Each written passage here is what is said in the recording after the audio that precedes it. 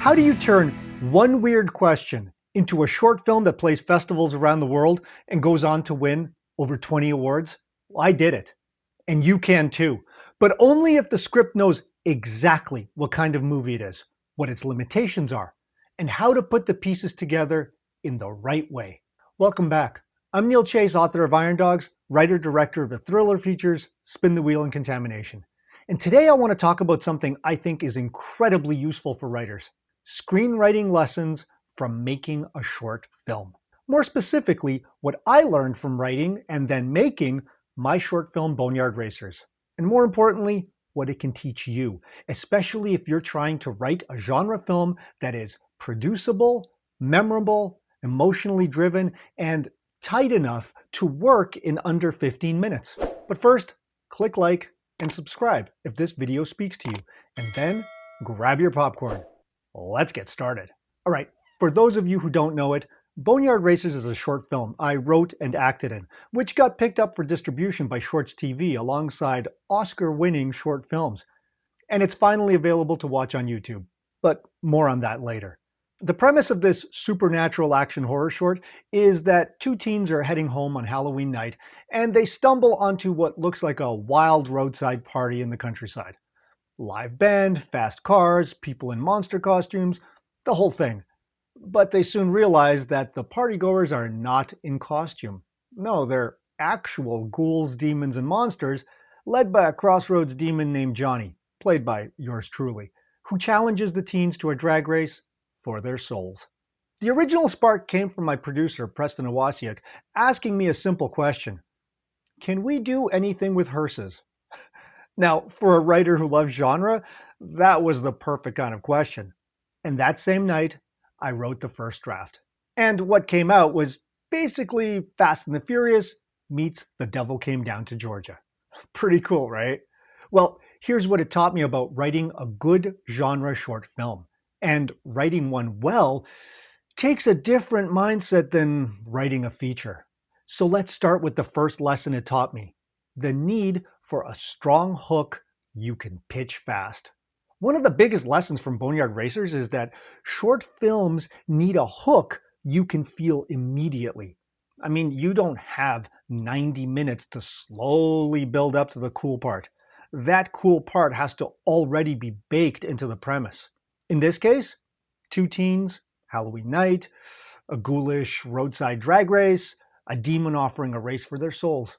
That's the movie. And for a short, that matters a lot because a short film has to grab attention fast. The audience needs to understand the kind of ride they're on almost immediately. Now, that doesn't mean you rush past, say, atmosphere or character. It means the central idea has to be strong enough to do a lot of that heavy lifting early. A good comparison is Lights Out, the original short that went viral. Well, the hook is so clean and visual that the movie barely needs any kind of setup or even dialogue. Same with something like Mama, before it became a feature. The concept lands fast, and then the short spends its limited runtime making that concept work as hard as possible. And that's what you want. If your short takes too long to become itself, well, you might run out of runway before it has a chance to take off. So that's the lesson. A short film premise should hit quickly and clearly. If someone hears the idea and can instantly picture the movie, that means you're in good shape. Next, write what you can actually put on screen. This is where writing a short film gets very practical very fast. With Boneyard Racers, I wasn't writing in some vacuum. I was writing with real-world elements in mind. The cars, the race, the Halloween party, the roadside setting, the demon host, the monsters and ghouls, the two teens. That's a different kind of writing challenge than sitting down and dreaming up anything you want. Because now the question becomes, how do I build a story around the assets, props, vehicles, and set pieces that we actually have access to? Preston is a fantastic producer and was able to wrangle together the cars, the costumes, the location, even the road where we could legally drive two cars side by side in a mock drag race. And then to top it off, he organized a live band for the party scene, the fantastic Punch Drunk Cabaret. Honestly, check them out. Their music is fantastic. But it all had its limits. how long we had, where we could film, how much money we had to spend. In this case, a budget of about $500. And that would have crippled many writers and filmmakers before they even started. But that's not a weakness. That's part of indie filmmaking. And honestly, it can make you sharper. A lot of writers make the mistake of thinking practical limitations are the enemy of creativity. Usually the opposite is true. Limitations force you to make stronger choices. That's one reason why so many great shorts feel focused. They're not trying to be everything. No, they're trying to maximize what they have. Think about Saw, the original short, or Whiplash before it became a feature, or the Babadook short, Monster. They all understand how to build around controllable elements and make them count. With Boneyard Racers, the cars and party weren't just some decoration. No, they had to become the movie. And that's the lesson. Don't just ask, what's cool? Instead, ask, what can we actually shoot? And how do I make that cinematic? Starting with the script. That's where strong indie writing starts. Next, clear characters work. One of the biggest changes I made early on was going from having one teen racing for his own soul to two teens, a boyfriend and a girlfriend, where he needs to race for her soul. That helped immediately because now the story had higher and more emotional stakes. Now it had tension between people, and the danger wasn't just physical, it was relational. That matters a lot in a short. See, with limited runtime, your characters need to be defined quickly and cleanly. You don't have time for long arcs with 6 stages of transformation, but you do have time for relationship dynamics, emotional pressure, sacrifice, fear, loyalty, betrayal, and love. And those things go a long way. Same thing happened on the monster side of things. What started off as one demon to race against became a whole gathering of demons, monsters, and creatures led by one central figure, Johnny. That made the world feel bigger, but it also gave the story hierarchy. Johnny became the face of the threat. That's important. Even in a short, the audience wants to know who matters, who the danger is, what the emotional core is. See, a good genre short doesn't need a huge cast, but it does need clearly defined characters and clear relationships. So the lesson is, you might only have a few minutes, but your characters still need emotional shape. In a short, clarity is everything. And if you're looking for clarity in your characters, plot, theme, or any other part of your screenplay, well then check out my screenplay coverage and coaching calls for personalized one-on-one help. No AI, 100% me. Links are in the description below, along with my free character development workbook, which will help you to really get to know your characters before you even start writing your script. All right, let's get back to it. Next, keep the story tight, but don't strip out the heart. This is one of the hardest parts of writing a short film well. You need to keep things tight. You need pace, you need economy. But if you cut too aggressively, well, you can lose that emotional reason that the audience should care in the first place. With Boneyard Racers, I didn't want it to just be cool cars, demons, and race. Go. That would be fun for a minute. But let's face it, it would be forgettable right after that. The goal was to tell a story of young love and danger with genuine stakes inside this big supernatural Halloween premise. That emotional thread matters because it gives the short something human to hold on to while all this genre fun is happening around it. This is something the best genre shorts understand. The hook gets the attention, but the emotional core is what gives it weight. Think about Cargo, or Curve, or even Lights Out Again. They are built around a strong concept, yes, but they also understand the emotional engine underneath it. That's what helps a short feel complete instead of just clever. So the lesson is, a short film still needs a heartbeat. The audience doesn't need this huge emotional saga, but they do need a reason to care beyond this initial gimmick. Next, short films need momentum. Because the runtime is short, the pacing has to be very intentional. Now that doesn't mean breakneck speed from the first frame. No, it means that the story should feel like it's moving with purpose. In Boneyard Racers, that meant get into the premise quickly, establish the danger, build the mood, reveal the true nature of the threat and the party, and then get the race moving. You don't have the luxury of wandering around in your own idea for 10 minutes. A short film needs to know what its best material is and get to it at the right time. That's one of the big differences between a feature and a short. A feature can branch, delay, deepen, misdirect. A short needs to lock on and go. And that's especially true in genre movies. So the lesson is a short should feel focused rather than rushed. Know the core experience you're selling and build towards it quickly. That leads us to leave room for flexibility on set. To me, this is a huge one. And it's something writing teaches you very quickly once you've actually shot your own material. I mean, you can plan all you want, but then reality shows up.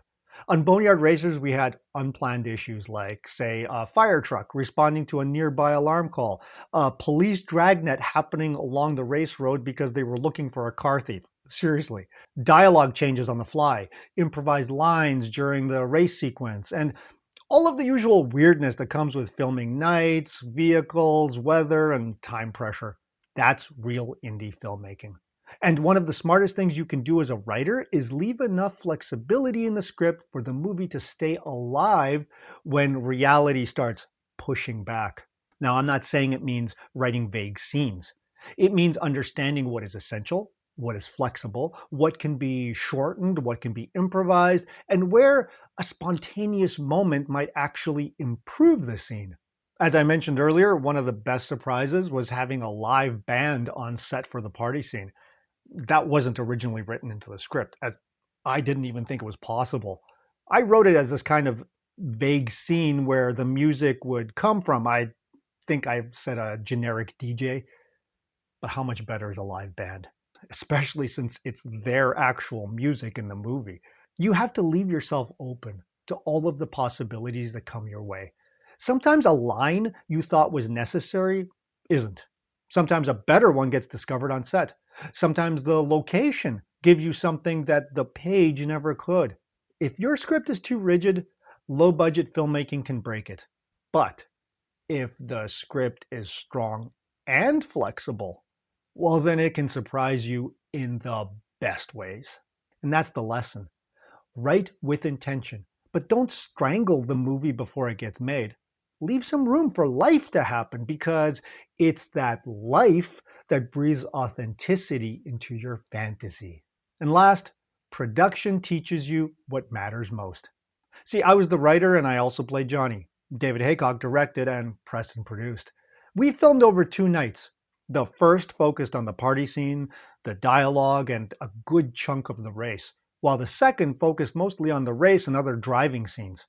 By the end, we had a film just under 15 minutes that went on to play festivals worldwide and win more than 20 awards. Now, does that mean it's perfect? Far from it. There is so much I would do differently today, but that's the point. In order to learn, I had to do it in the first place. That experience teaches you something very useful as a writer. Not everything that looks good on the page matters equally on set. Some things become more important. Some become less. Some scenes you thought were simple become more complicated, or vice versa. Some dialogue changes when spoken out loud, while others get taken out completely because the actions tell it better than words ever could. And some emotional beats matter even more once actors and cameras and lighting and props and locations all get involved. It's the difference between imagining it and doing it. And that's one reason I think every screenwriter benefits from making something, even a short, especially a short, because chances are you'll have no money, no resources, and not enough time. But if you can write something that genuinely excites you, then that excitement will translate to the page and it will get other people excited too. We had an amazing cast and crew working for nothing because they loved the idea of this short and they were eager to make it happen. That's the magic of a good script. Get through it and put together something worth watching. And then you've passed your first real test as a writer. Once you've seen your imagination collide with the real world, well, you start writing differently. You get more practical, more efficient, more aware of what the camera needs, what the actors need, what your director and producer need, and usually more aware of what the audience walks away with. So that's the lesson. Making a short film teaches you that the script is just the first step of many. And it's also one that changes throughout the production to meet all of the different challenges that will inevitably pop up. And honestly, that's one of the best screenwriting educations you can get. So here's my takeaway. What did Boneyard Racers teach me about screenwriting? Well, as it turns out, a lot. Writing a short film is not about making something small. It's about learning how story, character, production, and reality all crash into each other, and then how to make them work together. If you can do that well in 15 minutes or less, well, you're going to learn things that will make your feature writing even stronger. At least, those are my 2 cents. What are yours? What's the biggest screenwriting lesson you've learned so far on your writing journey? Please let me know in the comments. And if you'd like to see Boneyard Racers for yourself, well, look for the link in the comments below. I would love to hear what you think. Thanks for watching. And if you enjoyed this video, please share it with someone you think might enjoy it too. So until next time, stay creative.